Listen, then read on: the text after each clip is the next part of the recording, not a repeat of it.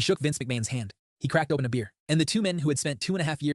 This was the most terrible storyline ever, bro. Put a taint on everything, making like years of as an anti-authority figure, making him look like a punk. Oh, what's up? Oh, what's up? What up, it's Maj back here with another wrestling video. Today we're about to be reacting to a video by Wrestle Mafia. The video is going to be on the greatest feud in WWE history. I wonder what this is going to consist of, because like there's a lot you can argue on. Randy Orton versus John Cena, Stone Cold Steve Austin versus The Rock on screen right now. McMahon, I seen the thumbnail before I clicked on this video. McMahon versus Steve Austin. A lot of great ass like examples, but I wonder what he's gonna pick specifically. But no other, let's just get into the video. Don't forget to leave a like and subscribe if you've been enjoying these wrestling videos. I'll be reacting to them all the time, and don't be shy to request a reaction in the comments, and I'll be right on that as soon as I can. But let's get into the video. The WWE has given us some epic rivalries like Kane versus The Undertaker, John Cena versus Randy Orton, Shawn Michaels versus Bret Hart, and many more. But when it's all said and done, there's one rivalry that didn't only entertain fans, but also rewrote the complete history of WWE. It's the story of an anti-authority rebel versus an evil boss. The tale of a blue-collar common man versus the corporate system. A rivalry that had beer baths, stunners, shocking twists, and wild segments that cemented the WWE. A rivalry that cemented WWE, but had them niggas thinking they can do this over and over and over again with other baby faces, but it did not turn out. Maybe some got some people over, but you can't repeat the first one. Like the first one will always be fucking gold, because like it got the whole company over. And well, Steve Austin is Steve Austin, bro. WWE as the top wrestling company in the entire world. This is the complete saga of Stone Cold Steve Austin versus Mr. McMahon. But to truly understand the impact of this rivalry, we have to go back to the very beginning. Because by 1997, Vince McMahon's WWF was in serious trouble. WCW had been beating them in the ratings war for over a year and a half, and the gap was only growing. The company's biggest star, Hulk Hogan, had jumped ship. The NWO was the hottest act in professional wrestling, and Vince McMahon's company was desperately searching for its next big thing. What they found was a beer. It was crazy how WCW was just doing so good until like they just put that company in like the hole, bro. Drinking Texas Rattlesnake, whose rise had captured the attention of the entire wrestling world. In 1996, Stone Cold Steve Austin won the King of the Ring tournament, cut his infamous Austin 316 promo, Legendary. And then spent the rest of 1996 and 1997 feuding against Bret Hart and building himself into the most compelling anti-hero of the period. His feud with the Hart Foundation ran white-hot throughout the year, framing him as the rebellious American fighting against an entire faction of Canadians. But then came SummerSlam, and things took an unexpected turn. Austin challenged Owen Hart for the Intercontinental Championship, and while he won the title that night, the moment that truly defined the match had nothing to do with the result. A botched piledriver from Owen dropped Austin directly on his head, fracturing his neck and leaving him temporarily paralyzed in the middle of the ring. He somehow rolled Owen up to win the belt, but the damage was done. Weeks later, he was forced to vacate the championship and step away from in-ring competition entirely. But here's where the story gets interesting. Because it was during this enforced time away from the ring that the Austin versus McMahon feud was quietly born. With Austin unable to compete, but still burning with frustration, he began taking that. Yeah, I'm not gonna lie. I never knew it was kind of born when he was like on a break from, breaking his neck. That's a good fact to know. If y'all didn't know that, shit, that's a good fact.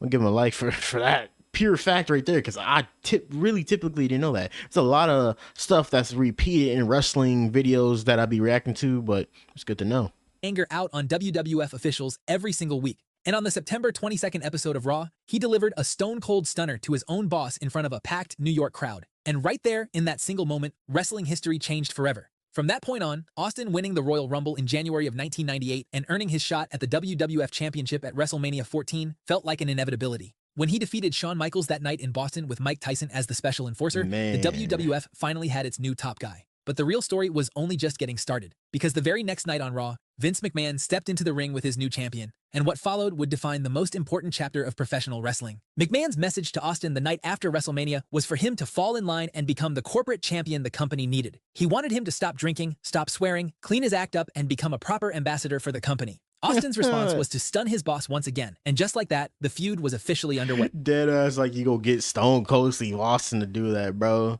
Like I know this is just his gimmick, but like I feel like Stone Cold Steve Austin was like an anti-authority in like real life.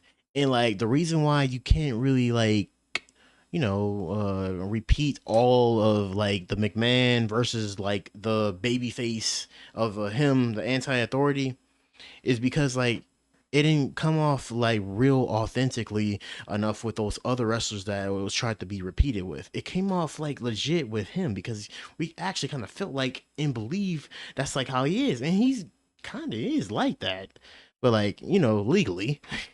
What made the whole thing so compelling was how perfectly it mirrored real life. On one side, you had Mr. McMahon, the calculating, power-obsessed boss who had screwed Bret Hart just months prior and believed he owned everything and everyone around him. On the other hand was Steve Austin, the working-class rebel who refused to bend the knee to anyone, no matter the consequences. Every single person who had ever been talked down to by a boss, who had ever bitten their tongue in a meeting, who had ever wanted to tell their employer exactly where to go, they all saw themselves in Stone Cold. On April 13th, 1998, Raw aired a show headlined by a teased one-on-one match between Austin and McMahon himself. That episode of Raw defeated WCW Nitro in the ratings war for the first time in 84 consecutive weeks. The Austin and McMahon dynamic had done in a matter of weeks what the rest of the roster couldn't do in a year and a half. Of course, the match itself turned out to be a swerve. Dude Love appeared and laid Austin out, revealing he had aligned himself with the boss. But the tide had already turned. McMahon, knowing he couldn't beat Austin by himself, started hiring goons to dethrone the Texas Rattlesnake. Dude Love became McMahon's first handpicked weapon against his champion. At Unforgiven in April and then Over the Edge in May, Foley got 2 cracks at the title, but Austin walked out with the gold both times. With Dude Love exhausted as an option, McMahon moved on to a more dangerous challenger, Kane. At King of the Ring in June, Austin was put in a first blood match against the Big Red Machine. Hey, at least this is kind of believable. Mick Foley's Dude Love character, I just felt like it wasn't really believable because like it just didn't come off more dangerous enough. The deck stacked impossibly high, and for once, McMahon's plan actually worked. The Undertaker interfered and accidentally struck Austin with a chair, drawing blood and handing Kane the title. Austin regained it the following night on Raw and then defeated The Undertaker at SummerSlam. The climax of this particular chapter came at Breakdown in September, where Austin was forced to defend the title against both Kane and The Undertaker simultaneously. Austin lost with both brothers pinning him at the same time, leaving the title vacant. But the image that followed on Raw the next night became one of the most iconic moments of the entire era. McMahon stood in the ring, ready to address the title situation, when the arena erupted as the Texas Rattlesnake drove a Zamboni to the ring. Austin then leapt off the Zamboni and laid into his boss as the fans loved every second of it. This period also saw Austin dress up as a cameraman and attack Vince inside a steel cage. And then I low-key thought it would have... Oh, bro. Bro, hey, this scene right here had me like kind of petrified as a kid. I thought this nigga really stuck something up this nigga butt, bro. I'm like, what is going on in wrestling? I get this is like an attitude era, but I'm like, dang. And again beat him up at a hospital. McMahon eventually had Austin fired after the Texan refused to cooperate as a special referee at Judgment Day. But even that wasn't enough to contain Austin's madness. Austin returned the following night, cornered the boss at gunpoint before revealing the gun was a toy. Bang. McMahon, by this point so terrified he had visibly urinated himself on live television, had been reduced to the most humiliated man on the planet, and the crowd had never loved anything more. It was pure Attitude Era chaos, but underneath all of it was a very real commercial phenomenon. Raw was winning the ratings war, the WWF was gaining ground every single week, and the Austin versus McMahon feud was the engine driving all of it. But as dominant... And behind the scenes, I'm pretty sure, like McMahon saw, like, Steve Austin as, like, everything, bro. Like, he probably didn't see him nothing before, the ring mastering, like, when he won the King of the Ring, and they finally sparked up their little feud, I'm pretty sure he was, like, looking at him just like, nobody touch him, nobody do this, nobody that. I'm pretty sure he was looking at him as like a second coming after they started beating them fools and like the whole the ratings. As these first few months had been, the feud was about to shift into an entirely different gear, one that would produce some of the most dramatic, chaotic, and unforgettable television in wrestling history. Bro, oh my god. Yeah, also like these whole feuds over the years and like the greatest feud between them really produced some of the most ass kind of like decisions ever. You got McMahon winning a whole Royal Rumble. You got McMahon putting the title on himself, which is crazy as hell. And I mean, it's still crazy as hell. We seen like authority. Huh? No. I don't think we ever seen authority figures, or at least like of a CEO, like that's Vince McMahon, the owner of the company, put like a belt on themselves. We'll never see that with Tony Khan. I hope not. If the first half of 1998 was about establishing that Austin and McMahon were at war, then everything that followed Survivor Series that November proved that Vince McMahon was willing to burn the entire company to the ground just to win it. With the title still vacant following the chaos at Breakdown and Judgment Day, McMahon announced a 14-man one-night tournament at Survivor Series to crown a new champion. Vince's son Shane brought Austin back to the company and inserted him in the tournament to get revenge on his father. But then, during the semifinals match between Austin and Mankind, Shane showed his hand and revealed that he was aligned with Vince all along.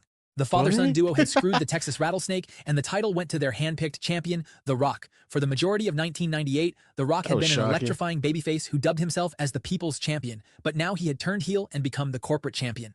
This set the stage for the January 1999 Royal Rumble, which became one of the most story-heavy Rumble matches in history.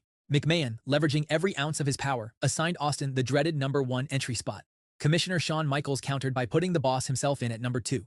So for the first time, Austin and McMahon were going at it one-on-one at the very start of a Royal Rumble match in front of a packed arena. Austin finally got his hands on McMahon, but then got ambushed mid-match by corporation members, climbed back into the match from an ambulance, and still nearly won, until The Rock appeared at ringside and distracted him just long enough for McMahon to sneak the elimination. The fans were furious, and it set up what came next perfectly. Terrible decision. McMahon, having won the Rumble, had no interest in cashing it in against his own corporate champion. So he relinquished the shot, only for Commissioner Michaels to rule that the runner-up, Austin, would inherit it automatically. What? Furious but seeing no other option, McMahon challenged the Rattlesnake to a steel cage match at St. Valentine's Day Massacre with the WrestleMania title shot on the line. Austin proceeded to dismantle his boss inside that cage with the fans rallying behind him until... I'm not gonna cap. One thing you will always, I will always give Vince McMahon. He will literally get in the ring and become physical with the talent, bro. That's what I would like literally respect always about Vince McMahon. Not only that he has some ideas early in the days that like brought wrestling to what it the WWE to what it is today, like $1 billion company, but more importantly, he always did something himself. If a talent didn't want to do something, he was like, well, I'll do it first. And we've seen examples of that behind the stage footage and stuff like that, which was just perfect. Paul White, better known as Big Show, made his explosive WWF debut by crashing through the cage mat and hurling Austin into the side of the structure so hard it accidentally sent him to the floor for the win. McMahon's plan had backfired. Austin was going to WrestleMania. But before that, 6 days before WrestleMania, while the corporation was gloating in the ring, Austin drove a beer truck to ringside and drenched the faction in a beer bath that became one of the most infamous segments of the era. And also this was like a legendary too. These fools had to repeat it with Kurt Angle. This was iconic, and the Kurt Angle one was iconic too because it was just funny as hell because it was just with milk, and you have to signify as like, you know, he's an Olympian and he doesn't drink all the time. His gimmick angle provide that, so you know, provide some milk. At Mania 15, Austin defeated The Rock for the WWF Championship, and the Texas Rattlesnake was back on top. But the story still wasn't done. While Austin successfully defended the title against The Rock at Backlash in April, the real curveball arrived in the weeks that followed, when The Undertaker's Ministry of Darkness kidnapped Vince's daughter, Stephanie McMahon, and attempted a disturbing mock wedding ceremony on live television.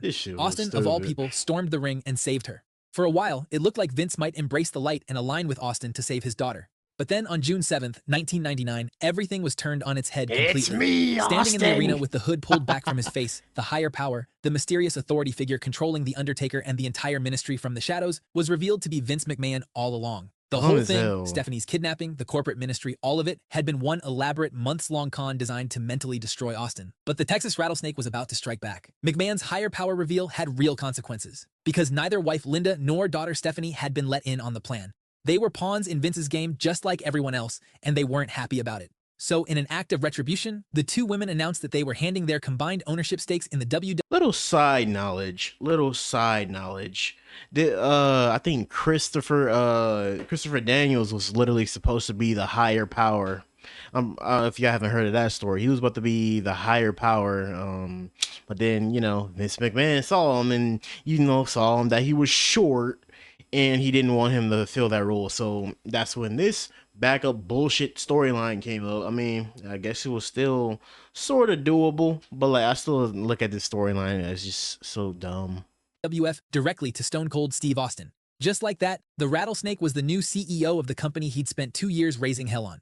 Austin showed up at WWF headquarters in Stamford wearing cutoff jeans and a tie, turned the entire corporate culture upside down, made the receptionist answer the phone his way, shifted a chunk of Shane McMahon's paycheck over to Mick Foley, and then to add the cherry on the top, emptied a wheelbarrow full of manure directly into Vince's office. Of course, the McMahons weren't going to take any of this lying down. At King of the Ring in June 1999, they challenged Austin to a winner-take-all handicap ladder match, all 100% of WWF ownership hanging in a briefcase above the ring. For most of the match, Austin controlled things in the way you'd expect, dominating both McMahons and getting closer and closer to the briefcase. But the McMahons, true to form, always had something in their back pocket. They had paid off someone in production to raise the briefcase higher just when Austin was about to retrieve it. Shane then shoved the ladder out from under Austin at the critical moment and retrieved the briefcase, handing the victory and full company control back to the family. It was a gut punch for the audience, but it also made sense, because some stories need their villain to win a round before the final reckoning arrives. That reckoning came at Fully Loaded in July 1999. Yeah, I'm not gonna lie. Realistically, it wouldn't make no sense for like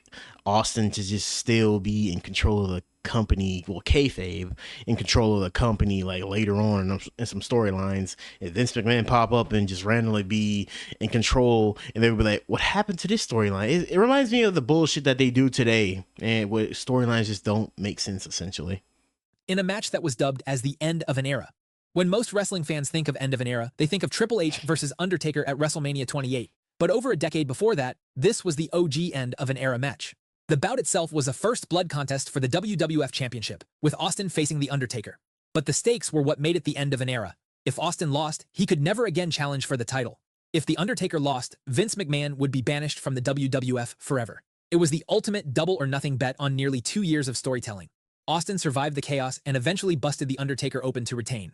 McMahon, true to the stipulation, disappeared from WWF television. But the story wasn't over. It had one final chapter, and a swerve that shook the entire wrestling world. The climax? In late 1999, still working through the neck problems that Owen Hart's botched piledriver had caused him 2 years earlier, Austin was written off television after being run over by a car at Survivor Series. He returned nearly a year later in September 2000. That whole thing was just still fucking terrible, bro. This storyline that, bro, like I said, there were some gems in this feud. There's some like poop in this whole feud, and that whole thing of him just having to get ridden off like that, and it ended up being Rikishi. I did it for The Rock. 2000, but by then, the landscape had shifted. Triple H was the dominant force. The Rock was a mainstream star, and the Austin vs. McMahon chapter felt like it belonged to a different chapter of the company's history. And on April 1st, 2001, at WrestleMania 17 in front of 70,000 people in Houston, Texas, the feud delivered its true, definitive, jaw-dropping conclusion. Austin and The Rock met in the main event in a brutal, emotionally charged collision between the two biggest stars of the Attitude Era. But it was the ending that nobody would ever forget. With the match reaching its climax, Vince McMahon appeared at ringside with a steel chair. Austin took the chair and struck The Rock over and over again. When he finally pinned The Rock and his music hit, the Texas Rattlesnake didn't celebrate alone. He shook Vince McMahon's hand. He cracked open a beer. And the two men who had spent 2.5 years... This was the most terrible storyline ever, bro. I mean, we got like Steve Austin like having some fun out of it, you know, with them backstage with Undertaker, Kurt Angle, and all of them. But also, it was terrible to the point that, you know, Steve Austin literally just said he wished he didn't do this. Like, it virtually kind of like put a taint on like the past and put a taint on everything, making like, you know, that iconic ass yell in his face and basically making like him look like a punk. Like the years of like work up, all of those years of as an anti-authority figure, making him look like a punk. Trying to destroy each other stood together in the ring, while Jim Ross lost his mind on commentary, screaming that Stone Cold had sold his soul. The crowd didn't quite know how to process it. Neither did the wrestling industry. Because while the image of Austin and McMahon joining forces was unforgettable, it was the full stop at the end of wrestling's greatest chapter. The Attitude Era had been built on Austin's refusal to give in to Vince McMahon. The moment he finally surrendered, that era ended. But while it was alive, the Austin vs. McMahon saga drew record ratings, broke attendance records, and cemented WWE as the top wrestling company in the world. Since then, the company has tried to recapture the magic. Yeah, that doesn't work. But yeah, like overall, I really love this feud because you cannot like, you know, like, not really love this feud out of anything. Because, like, if you're a wrestling fan, you have to know about McMahon versus Steve Austin, bro. If you a new wrestling fan, bro, dive deep, go gain your knowledge, do what you got to do. But, like, all of us wrestling fans that have been wrestling fans for years, we all know this was, like, one of the best feuds. Like, it solidified WWE. It made them win the Monday Night Raw Wars. Well, would have helped from all the other roster, but, like, it kind of did make them win the Monday Night Wars. But essentially, toward the end, like, it was kind of just shitty. We got some funny moments out of it. Backstage, we got some good, you know, semi storylines out of it while, you know, Steve Austin was serving under Vince McMahon. You know, with them versus The Rock, kind of like a little flip because The Rock was with them a long time ago. But like I said, it was too much poop toward the end, bro. But I like it toward the beginning. It literally solidified WWE, in my opinion. But don't forget to leave a like and subscribe. We are on the road to 750. And don't forget to take a look at Wrestle Mafia's video. And we will be out. It'll be linked in the description. He was the best guy around. What about the people he murdered? What murder?